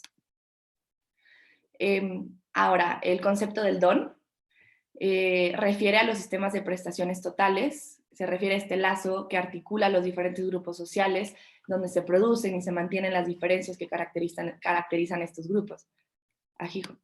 Entonces, tenemos este ejemplo en donde en la cocina una de mis hermanas refiere este espacio solo para escuchar a la otra, y en el cuarto ocurre a la inversa. Y esto fue en entrevistas separadas. Ahora, el segundo concepto, el concepto de valor, refiere a una acción o un objeto que llega a ser significativo o valioso solo en la medida que son reconocidos por los propios agentes y sus contrapartes. Aquí la interacción que se lleva a cabo en la cocina es sumamente valiosa porque las tres personas que viven en este espacio interactúan al mismo tiempo, por lo tanto las pláticas son muy importantes para las tres. Y por último, el concepto de ámbito doméstico, que como ya mencioné es el espacio donde se construye y naturaliza las principales diferencias sociales. Se hace evidente como estas diferencias en la tradición que existe en la sala, que es el espacio en donde se regaña se regaña a Regina todo el tiempo. También notamos la materialidad del hogar. En la lectura de Gaitán nos dice que las casas en la modernidad eran diseñadas para relajar las exigencias del mundo exterior y no para llevar toda la vida en su interior. Entonces, ¿qué pasa cuando sí se está llevando en todo su interior? Existen todas estas neurosis del confinamiento, ¿no? Y esto lo pude ver en mi etnografía personal cuando yo contesté mis preguntas. O sea, sí noté una invasión de los lugares del ámbito público a mi ámbito privado. Yo tuve que invadir lugares de mi casa, designar ciertos espacios de la casa como mis lugares de estudio, como lo fueron el cuarto de mi hermano, y porque tenía internet, en mi cuarto no tiene, pero y el comedor, ¿no? Y empezar a hacer nuevas prácticas que antes de la pandemia no hacía en estos espacios. Esto hizo que también yo designara nuevas emociones o viera de otra forma el espacio y lo asociara con sentimientos negativos como estrés, angustia o miedo. Para mis padres fue otra cuestión distinta. La materialidad del hogar no tuvo una mutación como lo fue en la mía, sino que la materialidad del hogar se mantuvo. ¿Por qué? Porque ellos realmente tuvieron el privilegio de los primeros meses del confinamiento no trabajar y después ir trabajando paulatinamente. Entonces, al momento de que yo hice las entrevistas, ya no estaban trabajando realmente en su casa, o sea, ya utilizaban el hospital y otros lugares fuera de la casa para trabajar. Entonces, no hubo unas prácticas añadidas a los espacios, sino simplemente fueron las mismas prácticas siempre, solo que se aumentaron el tiempo de ellas. Y también, dado porque sí trabajaron fuera del lugar, su casa siguió siendo este lugar para relajar las exigencias del mundo exterior. Y esto se vio también reflejado al momento de hacer sus cartografías participativas, que ponían sentimientos como zen, terapia, descanso, relajación, chill, relax, tranquilidad en muchísimos de los lugares de la casa. Y yo pues tenía sentimientos negativos que chocaban con esto. También noté una relación de lo público y lo privado, que creo que tiene que ver con la primera presentación que nos dio, no me acuerdo cómo se llama, nuestro compañero. Creemos que esta pandemia reconfiguró la vivienda de alguna forma y la forma en la que se relacionan las esferas de lo doméstico, de lo público y de lo privado, perdón. Y noté que se podían fusionar, o sea, en este sentido se podría hacer como justo con el término de hogar mundo, en donde no se ve una diferencia entre lo privado y lo público, porque lo público invadió totalmente lo privado, que antes, justo en la casa de la modernidad, la vivienda solo era del ámbito privado, pero ahora tiene que ser también parte de lo público. Y lo que yo noté en mi casa es que ahora también puede pasar que ciertos espacios dentro de la casa, que antes solo era privada, ya se denotan como algunos espacios como públicos, más públicos que otros, como el comedor, como la sala, espacios compartidos, y algunos espacios que son más privados, como las recámaras.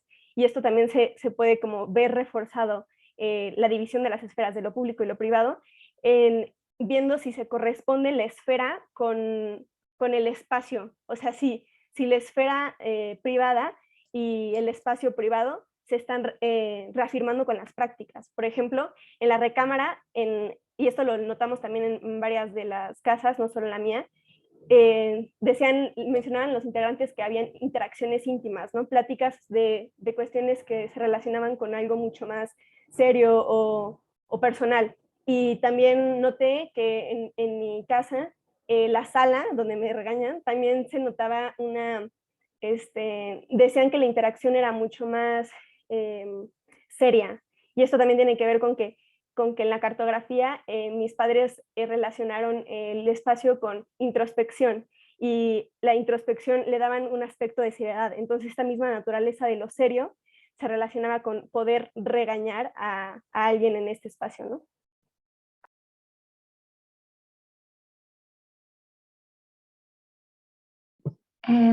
Ahora les vamos a contar un poco acerca de nuestras conclusiones, unas otras que cambiaríamos si volviéramos a hacer la investigación, y también acerca de algunas dificultades que nos encontramos al momento de realizar la investigación. Algo que pudimos encontrar y que nos fue muy claro y al momento de comparar las relaciones espaciales que se daban en estas 3 casas en distintos lugares, es que nos dimos cuenta que las relaciones con nuestros espacios no se limitan como solo a la descripción de la relación de la persona con el espacio, sino que la manera en la que se le da uso a estos espacios refleja mucho las dinámicas familiares, las personalidades de las personas y la manera de relacionarse con el resto de los miembros de la casa.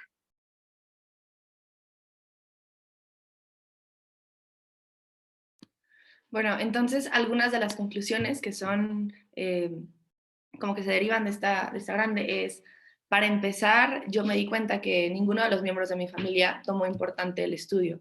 Nadie lo mencionó en las entrevistas, por más que yo intenté como profundizar en varios temas.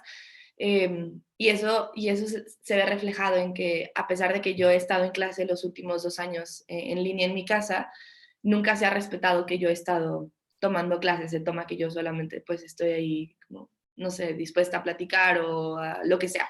Entonces, es algo que me ha como incomodado todo el tiempo, y me doy cuenta cuando hago las entrevistas que realmente no se están dando cuenta que yo estoy en clase en línea. Bueno, otra conclusión es que al menos un miembro de mi casa consideró los espacios pertenecientes a cada persona, de acuerdo con el uso que le daban, el tiempo que pasaban y también con la relación que tenía con esa persona. Bueno, una complicación que yo me encontré al momento de hacer la investigación es que justo cuando íbamos a empezar el proceso etnográfico, nos dio COVID a mí y a mi familia, y murieron unos familiares míos también. Y pues fue muy interesante ver cómo estos sucesos ocasionaron que se cambiara así drásticamente nuestra rutina. Y me di como cuenta, ahora que lo veo en retrospectiva, que los espacios cambiaron de ritmo, todos. Entonces, como la hora que teníamos de destinar a ciertas cosas cambió y toda nuestra rutina se vio alterada.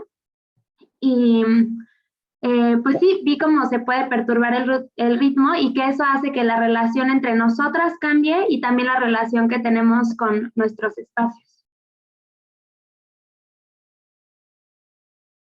Yo también noté que la diversificación de los espacios en mi familia, o sea, ocurrió de manera muy distinta, sobre todo porque mis padres sí tuvieron la oportunidad de trabajar y de salir de la casa después, y sobre todo cuando estábamos haciendo las entrevistas, y yo para nada, o sea, yo tuve que estar todo el tiempo en la casa, incorporar lo público a lo privado, estar estudiando y estar haciendo muchas actividades en el mismo espacio. También,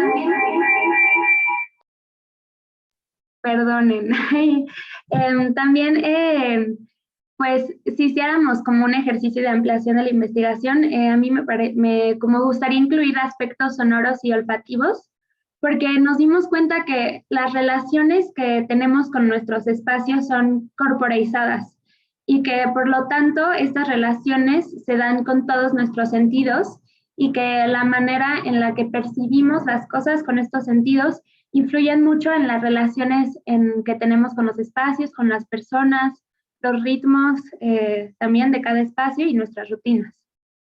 Yo también, si fuera a cambiar algo, justo en las entrevistas y en las cartografías, solo incluí como a lo que yo consideraba que era el grupo doméstico, que eran mis papás, pero me di cuenta que mucho del espacio, por ejemplo, justo en las interacciones que mencionaba Victoria, cuando a la hora de la comida, la trabajadora doméstica come con nosotros y es parte de las interacciones diarias y de alguna forma también es su espacio. Entonces creo que fallé mucho en no entrevistarle y en no pedirle hacer una cartografía participativa, pero me di cuenta muy tarde. Entonces, si hubiera podido haber cambiado algo, creo que hubiera hecho eso.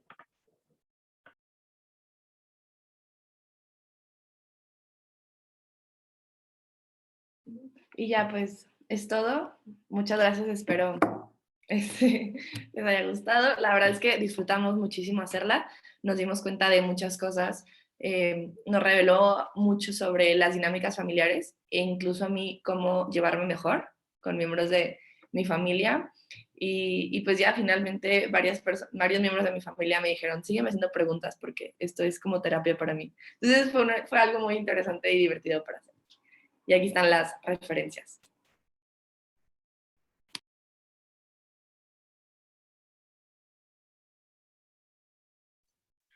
Muy bien, muchas gracias. Miren, para manejar el tiempo y para que no vamos a tener problemas, voy a hacer lo siguiente. Creo que es práctico darle seguimiento al siguiente grupo para que exponga y dejar los últimos minutos de la clase. Yo calculo que vamos a tener aproximadamente unos 10-15 minutos al final para hacer preguntas y comentarios, y juntamos las últimas dos presentaciones, la de ustedes y la que sigue, ¿no? No crean que se van a ir así sin que les diga nada. Hay varias cosas muy interesantes que quiero que platiquemos. Me gustó mucho su trabajo, las felicito. Me gustó mucho el manejo que hicieron como de los conceptos. Le prestaron muchísima atención a las observaciones que le hice al proyecto, se notó eso. Metodológicamente lo de las cartografías participativas les salió muy bonito, me gustó mucho eso, y las reflexiones que han construido pues me gustan bastante.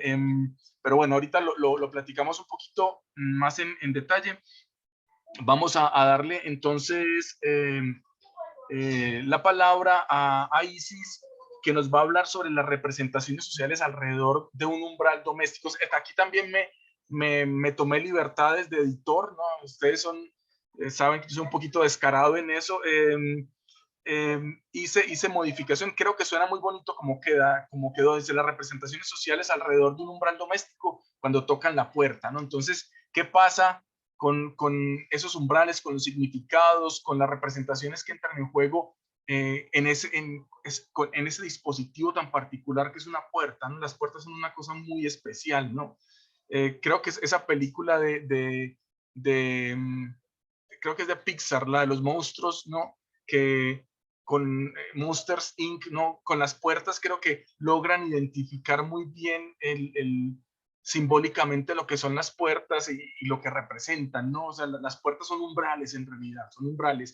Y creo que esta presentación de Isis nos va a hacer reflexionar sobre su dimensión cultural y social profunda, pues. Isis, estamos en tus manos. Muy bien, muchas gracias. Le agradezco mucho la corrección y la contribución del título. Me parece que fue muy atinada. Primero quiero empezar con una cita de Weber que dice: la profesión no es una chaqueta que se pone y se quita, es un comportamiento, ese particular tipo de comportamiento que se llama forma mentis. Esto lo traigo a colación puesto que es parte como de nuestro quehacer antropológico, ¿no? Y de nuestra profesión, que no es de que necesitamos estar en un lugar en específico para hacer etnografía, sino más bien podemos hacer etnografía desde donde queramos. O sea, todo el tiempo podemos hacer etnografía porque siempre estamos ante representaciones sociales, ante relaciones sociales y culturales. Lo siguiente que quiero comentarles es por qué decidí investigar este tema. Esta motivación personal por investigar este tema es que siempre están tocando la puerta de mi casa, ¿no? Desde que amanece, desde las 7 de la mañana hasta anochecer, siempre están tocando la puerta de mi casa. Y lo que también me causaba demasiada curiosidad es que cuando alguien toca la puerta, tú abres, vas a preguntar quién es. Hay unas hay la mayoría bueno, ahorita lo vamos a checar, pero siempre hay una respuesta muy constante que es yo. Y yo es muy, muy abstracto, pero pues ahorita lo checamos. Primero quiero comenzar como la puerta como división entre lo público y lo privado, ¿no? Porque esta puerta va a ser el símbolo de esta división entre tu espacio privado, que es tu casa, y la calle. Si bien las paredes de tu casa digamos, puertas agua, ¿no? Pero si bien las paredes de tu casa están dividiéndote, el símbolo principal que está representando esta división es la puerta, porque la puerta es el medio para acceder y para salir para acceder a tu hogar y para salir de este. En el cual se presentan relaciones sociales, representaciones sociales, económicas, políticas y religiosas, ¿no? Vamos a tener desde que llegues a formar una plática en la puerta hasta que compres productos, atiendas a personas que vayan a predicar palabras o religiones, y incluso partidos políticos o censos del Estado. El toque de puerta como llamada de atención. Mi pregunta eje de esta llamada de atención es para como solicitar el permiso de entrar o que alguien salga a atender de la casa. Esta pregunta eje es ¿quién es? ¿no? Y de acuerdo con las encuestas y entrevistas realizadas, tomé una muestra de 25 personas adultas. Estas personas son entre familiares y compañeros de la escuela a quienes les apliqué la encuesta por medio de un formulario de Google. Cuando les pregunté, la primera premisa o suposición que hice fue: cuando tocan la puerta de tu hogar, de tu propio hogar donde tú vives, o de una familia cercana, ¿qué es lo que contestas? El 76% de las personas a las cuales encuesté contestaron yo, como tal la palabra yo. Y a pesar de ser una respuesta muy abstracta, el 96% de las personas argumentaba que hacían esta contestación porque apostaban que toda su familia iban a reconocer la voz, su voz, porque pues era de alguien que convivían y se relacionaban diariamente.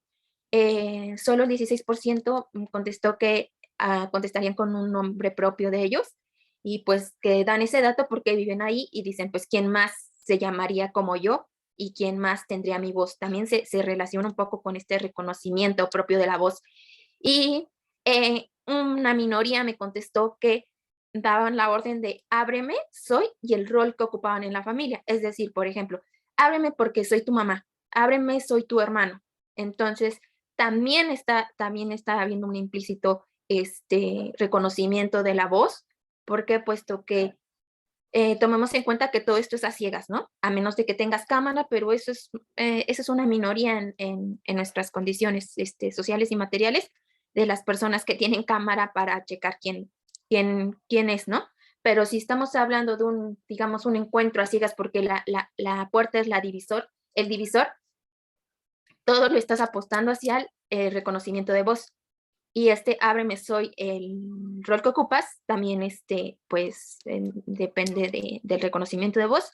Y también alguien me contestó que porque analizan el ladrido de los perros, y esto se me hizo muy interesante porque incluso los perros tienen una injerencia dentro de la comunicación del hogar.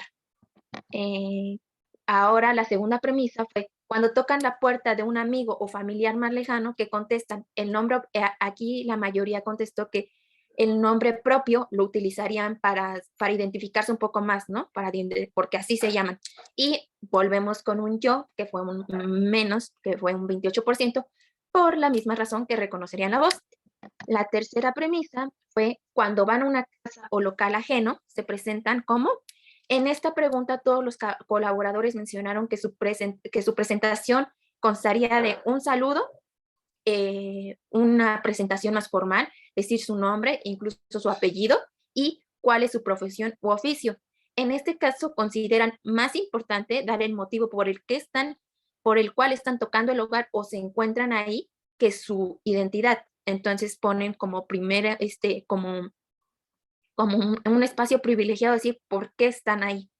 y rescatan la cortesía y la primera impresión hacia este encuentro con alguien que no es de su familia o que es de un lugar ajeno.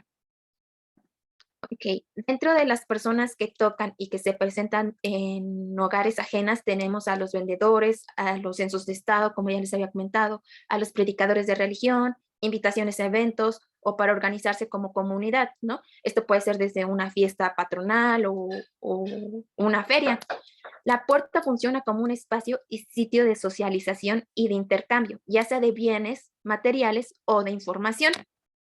Mediante la observación participante, creo que se me olvidó comentar mis técnicas y mis estrategias metodológicas fueron la observación participante y la etnografía, y las herramientas metodológicas fue la encuesta y la entrevista. Esta representación de los niños al tocar la puerta la hice con observación participante porque no entrevisté a ningún niño ni encuesté a ningún niño. Entonces, me pude percatar que los niños presentaban un comportamiento similar cuando tocaban la puerta de mi casa, porque ante la pregunta ¿quién es?, no contestaban cuando yo les decía quién es. Les tenía que repetir la pregunta y a la segunda pregunta ya me contestaban como sus intenciones, pero no me contestaban como su nombre o una identidad clara. Me decían, y sus intenciones con oraciones simples. Por ejemplo, me decían, ¿está Leo? Y yo ya tenía que saber que implícitamente ese está Leo es porque quieren que Leo salga a jugar con ellos, pero no me daban más información. Y si les contestaba que sí, me decían, ¿puedes salir a jugar? Y si les contestaba que no, me decían, ¿cuándo viene o a qué hora llega?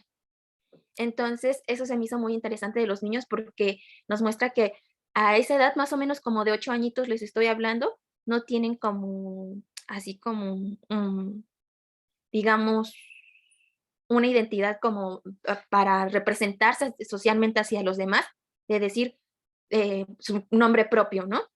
Ni tampoco tienen la costumbre de decir yo, sí, sino se quedan muditos y ya cuando uno les vuelve a preguntar ya es como de, ¿qué quieren? O sea, los niños dicen ¿qué quieren? No dan otra explicación más que el objetivo de su visita. Ahora vamos a revisar un poco a los que abren. El toque de puerta puede alterar el orden de los que están adentro del espacio doméstico, desde el ruido que ocasiona hasta las visitas inesperadas o incómodas, ¿no? Tenemos de que el toque de puerta puede alterar el espacio doméstico, puesto que estamos haciendo actividades y puede ser como desde el ruido, también los perros, que hay una alteración de los perros, o simplemente de que pues hay veces que no estás esperando a nadie y estás haciendo tus actividades y llega una interrupción. Al atenderle el toque de puerta te puedes encontrar con muchas personas que quieran acceder a tu hogar o relacionarse con alguien del que habita en él. Algunas son bienvenidas, algunas no tanto. Mediante mi observación pude concluir que cuando alguien es conocido y bienvenido, en el hogar se le hace pasar enseguida. Si es desconocido, pues preguntan más o menos sus intenciones o quién es, y se establece un límite en el límite de la puerta de ser o de llegar a un consenso de atender a la persona. Y cuando no se quiere atender a alguien, se dice que no está. Esto ocurre por motivos religiosos, políticos, económicos o, bueno, esto lo dicen para evitarlos, ¿no? Entonces puede ser que la persona sí está dentro de su casa, pero dicen no estoy. Tuve un ejemplo y ese ejemplo lo rescaté hace 4 días, que vino una señora y entonces haces eso, ¿no? ¿Quién es? La señora te dice, me dijo, soy la señora de la nuez, pero como mi mamá cambió de proveedor de nuez, le dije a mamá, es la señora de antigua proveedora de nuez. Y me dijo, dile que no estoy. Entonces ya vas, funcionas como mensajero y dices, no está. No dices, dice que no está. Y entonces, pues quedé como chismosa porque la señora se quedó ahí en su camioneta afuera, como 10 minutos afuera de mi casa, y mi mamá salió a barrer la calle. Y entonces ya se dio cuenta que sí, que efectivamente mi mamá estaba y la que había mentido era yo, pero pues ya ni modo, eso pasa. Y como conclusiones finales, tenemos que la representación y la identidad. La forma en que nos autorrepresentamos al contestar quién es se desarrolla de acuerdo al contexto, es decir, depende del hogar que estemos visitando. Las personas se presentarán de diferente manera dependiendo la relación con las personas que estén dentro del hogar y el motivo de su visita. Y también que la puerta representa como límite entre lo público y lo privado, representa un espacio de relación social, política y religiosa y económica. O sea, ese espacio que vemos tan chiquito de la puerta nos puede representar muchísimas cosas porque ahí se dan muchísimas relaciones sociales y muchas representaciones culturales. Y pues eso es todo de mi parte. Aquí está la bibliografía y también pues les dejo una pregunta, unas 2 preguntitas breves, que es cómo se representan o se identifican ustedes cuando van a tocar una casa y qué dicen cuando no quieren salir. Muchas gracias.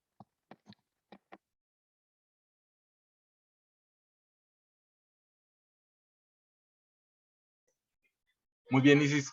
¿Puedes dejar de compartir pantalla para que empecemos abramos como la ronda de participaciones? Pues muy brevemente, me encanta tu trabajo, o sea, me pareció creativo, interesante, inteligente, muy antropológico. Me encantó, me encantó. Eso de la puerta, después de que lo dices, como que se resalta efectivamente como lo del juego de representaciones, me gusta mucho y creo que puede ser muy útil para un curso de métodos antropológicos, porque justamente, fíjense que en las entrevistas lo pusimos de relieve todo el tiempo, o sea, lo que hay cuando nos insertamos en redes sociales es justamente un juego de representaciones, o sea, reflexionar y entender, afilar los mecanismos para entender esos juegos de representaciones es muy importante en el trabajo antropológico, ¿no? Es muy importante. Entonces, pues muy bonito tu trabajo y ahorita lo comento un poquito más en detalle. Vamos en estos 10 minutitos que nos quedan a escuchar a las compañeras y compañeros que quieran comentar ambos trabajos. Recuerden que estamos hablando del de Isis sobre la puerta y el de la casa y sus espacios multiprácticos. Ese concepto estaba muy bueno.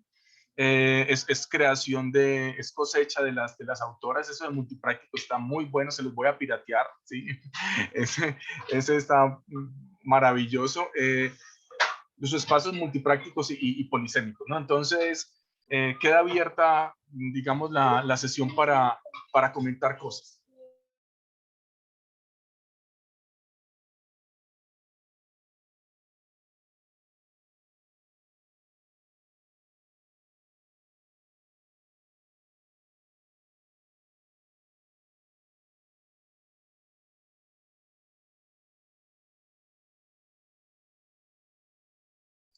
Bueno, mientras se animan a participar y a decirle cosas, voy a empezar con el trabajo de Victoria Jimena y Regina. Me gustó mucho, destaco varias cosas en su trabajo. Destaco la parte metodológica que les había dicho de las cartografías. Creo que es muy bonito. Creo que la cartografía fue una ventana para otras cosas. O sea, cuando Regina, creo que fue Regina la que dijo que repensaría el trabajo e incluiría, digamos, aspectos sensoriales y de la experiencia corporal. ¿Cómo? ¿Fue quién? Jimena. Fue Jimena. Cuando Jimena dijo eso, creo que justamente expone una virtud metodológica de este tipo de ejercicios, ¿no? Y es que efectivamente nos hacen caer en cuenta que los espacios se perciben corporalmente, ¿no? Y que el cuerpo juega una parte muy importante en la experiencia, en la construcción, digamos, de la naturaleza de los lugares. Entonces, eso me parece muy, muy, muy valioso.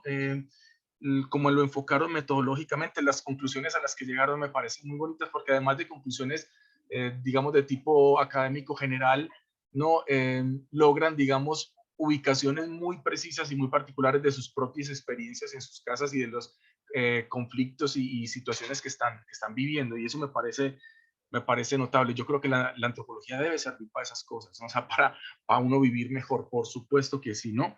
Me gustó que también usaron la noción de tensión, ¿no? La escuché por ahí, por lo menos en 2 o 3 ocasiones. Esa noción de tensión es una noción que yo también quiero rescatar, que me parece muy valiosa.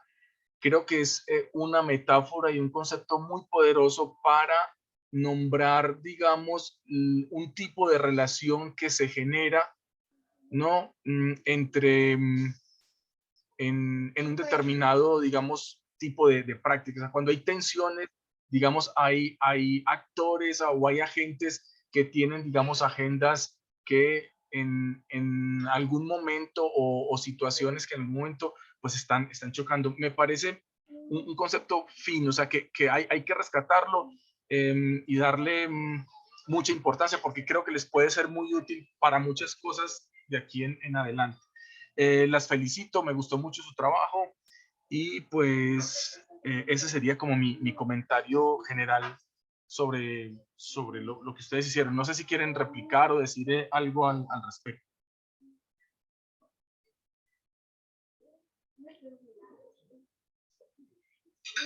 Bueno, comento entonces el trabajo de Isis, ¿no? Vuelvo a señalar, me parece un trabajo muy creativo. Desde que leí el proyecto me gustó mucho. Creo que es muy antropológico. Una pregunta, Isis. ¿Tú vas para lingüística? No, voy para social. Bueno, aún estoy en duda, pero pues ahí más o menos. En algún momento llegué a pensar que era como un trabajo muy lingüístico, pues no, o sea, se me hizo como de alguien que ha asumido como la lengua y el campo de los fenómenos lingüísticos como un ámbito de reflexión, ¿no? Pensé que ibas como por ese lado, pero bueno, también tiene mucho sentido en el campo de la antropología social. Creo que estuvo muy bien. Metodológicamente también me gusta lo de combinar, digamos, la observación, el registro, pues, con lo de las encuestas es una buena estrategia. Sistematizar esa información y contrastarla, digamos, para construir una narrativa, digamos, más compleja y más polisémica, si se quiere, de los fenómenos que se están estudiando, es un ejercicio muy valioso. Eso te lo abono y te lo reconozco. Lo de lo público y lo privado como eje teórico de fondo está muy bien. Lo de los umbrales, creo que la noción de umbral, digamos, sería una noción interesante en tu caso, ¿no? Lo han utilizado mucho los que han trabajado simbolismo, ¿no? Por ejemplo, los que han trabajado simbolismo de cuevas en arqueología, por ejemplo, simbolismo de cuevas, simbolismo de como de estos espacios, digamos, con una carga y contenido ritual muy importante. Muchos de esos espacios son vistos como umbrales, ¿no? Como umbrales porque son los que permiten justamente la transición, digamos, entre ámbitos, digamos, entre grandes ámbitos de la experiencia espacial, ¿no? No sé, por ejemplo, el pasar del mundo de lo seco a lo acuático, el parto, por ejemplo, interpretado como el traspasar un umbral, ¿no? Del mundo acuático al mundo de lo seco, por ejemplo, ¿no? Y el juego de metáforas que se establecen en ese tipo de cosas. Entonces, los umbrales, que es una noción de la antropología simbólica, creo que sería un concepto que a futuro, si vas a desarrollar investigaciones similares, te puede ser muy útil porque te permite, digamos, no solo oponer, sino sobre todo relacionar.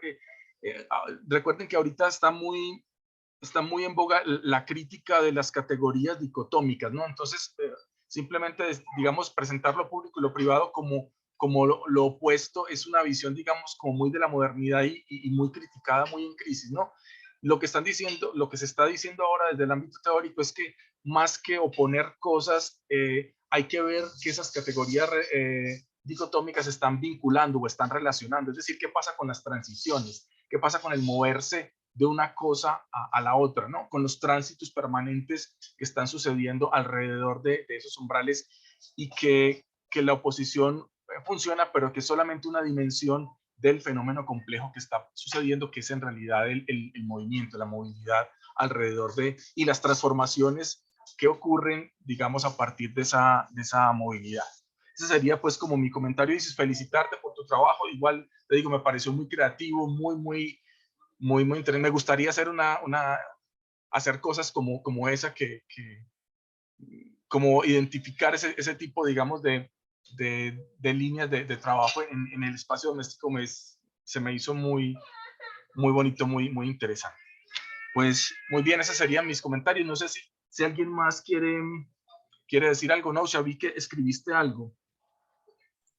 Ah, sí, es que, bueno, cuando mencionó lo del ladrido de los perros, dije, claro, no, son relaciones que también están dentro de los hogares y el ámbito doméstico, y que me recordaba cuando veíamos casi a inicios del curso la cuestión de las prácticas y las experiencias y las relaciones con seres, ¿no? O sea, además de entre personas, y cómo está involucrada ese, que es una dimensión que pues le aporta como mucha más complejidad, ¿no? Y diversidad a lo que se está estudiando ahí dentro. Me gustó mucho esa mención. Yo creo que la noción de grupo doméstico que rescataron las compañeras, y que la reflexión que o sea, cuando utilizamos un concepto como familia, hay problemas. Yo creo que es muy complejo para trabajar esas etnografías de estos espacios. Yo creo que la noción de grupo doméstico es una noción muy práctica y muy amplia, ¿no? Que permite justamente, por ejemplo, incluir a los perros. O sea, los perros son parte del grupo doméstico, ¿sí? O las personas que trabajan en la casa y que no están vinculadas por lazos familiares, ¿no? Como lo mencionaban ustedes, ¿no? Entonces, esa noción de grupo doméstico tiene justamente esa virtud, ¿no?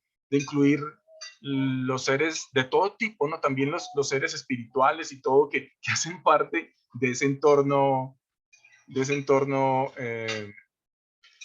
Me acordé de un meme muy bonito donde al comienzo de la pandemia se señalaba algo como eso, ¿no? Entonces, ven que en algunos países estaba prohibido salir de las casas, ¿no? Había prohibición policiva explícita para salir en Colombia, por ejemplo, había como toques de queda donde la policía se te agarraba en la calle y te metía a la cárcel, pues en la pandemia, ¿no? Entonces, había una notita escrita a mano de una persona que salía por una necesidad de eso, ¿no? A comprar entonces la nota la firmaba el papá, la mamá, los hermanos, el perro y el espíritu que vivía en el closet, ¿no? O sea, también el espíritu que vivía en el closet hacía parte de los que estaban diciendo, no, él sí está saliendo porque necesitamos que salga, ¿no? Entonces, esa noción de grupo doméstico creo que nos puede servir mucho. Victoria, escuchamos. Sí, yo, la verdad es que quiero, bueno, primero darle las gracias porque realmente su tesis fue nuestra base teórica y nos sirvió muchísimo para explicar todos nuestros ejemplos a partir de los conceptos que usted utiliza. Y también se me hizo muy interesante porque mencionaba varios ejemplos de grupo doméstico. Y había uno que decía que no necesariamente el grupo doméstico está solo relacionado por parentesco, sino que se puede pertenecer a varios grupos. Y este concepto pues lo desechamos porque la verdad es que solo hicimos las cartografías con los miembros de la familia, pero una vez porque primero hicimos las cartografías, después hicimos las entrevistas y fue cuando Regina se dio cuenta que había conversaciones y que le hubiera gustado haber incluido a Cande, y de igual manera a mí también me hubiera gustado incluir a la empleada doméstica que trabaja en nuestra casa. Entonces, porque gran parte de las relaciones, ella está ahí presente, y también cuando una de mis hermanas menciona cada espacio como perteneciente a alguien, ella tenía 3 espacios de la casa. A mí no me dio ninguno, pero a ella le dio 3 espacios. Entonces, creemos que sí fue un poquito como insuficiente nuestra investigación en ese lado, y por eso mismo desechamos ese concepto y utilizamos solamente el concepto en que está el grupo doméstico relacionado por parentesco y por habitar un mismo espacio. Pues muy bien, Victoria, muchas gracias. En la próxima clase vamos a tener un poquito más de tiempo para que platiquemos algunas cosas y cerremos el curso. Pues vamos a tener una exposición más y vamos a tener el cierre propiamente del curso, ¿no? Entonces, las espero y los espero. Me despido apresuradamente como Cenicienta que sale, digamos, del baile, porque me voy para otro baile. Entonces, nos vemos, cuídense mucho. Gracias, profe, adiós. Gracias, profe. Muchas gracias, Gracias, profe. adiós.